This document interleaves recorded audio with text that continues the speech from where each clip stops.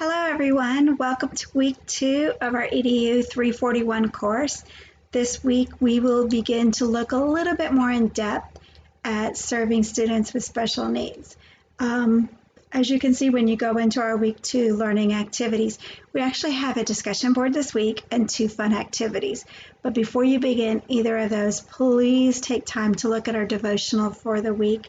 You're going to fall in love with this family who, throughout trials and tribulations, they stay strong in faith and hope and truly believe in God and all his miracles.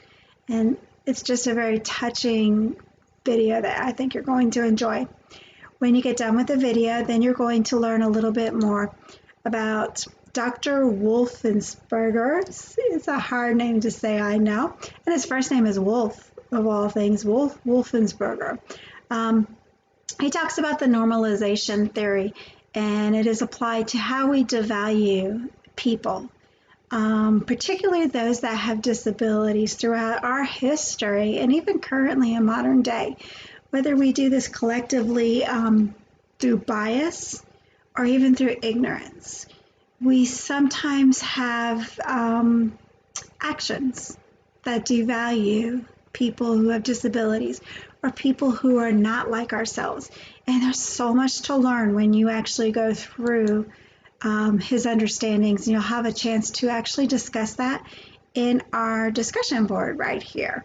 So a lot of fun activities last week with the discussion boards. I really learned a lot about you and about your beliefs and your understandings. This week you're going to get to expand upon that.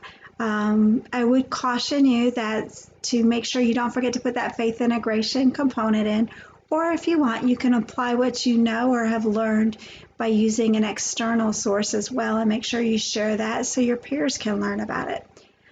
Following our discussion board, you will have an opportunity to play the role of a mentoring teacher, where you can develop a PowerPoint presentation, create a diagram or a chart, or in the past I've actually even had students that made like a newsletter where they discuss strategies for helping a new teacher to become culturally and linguistically more diverse as they work with children from various cultures who may have disabilities. And then finally, the last objective for this week is you're going to work through that IRIS module one more time, and you're going to identify 3 issues that are affecting our families with children and disabilities. And you're going to identify and discuss some strategies in which you can help those families, especially those with culturally diverse needs. I think you're going to find it very interesting.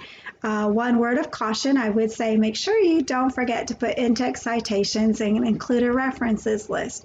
Utilize APA formatting as you develop any of your writing activities, which should include a cover page, that references page, and Times New Roman font, 12 point, double spacing, but all of those little criteria are found in our course discussions, or I should say our course announcements, and within our CBU Writing Center.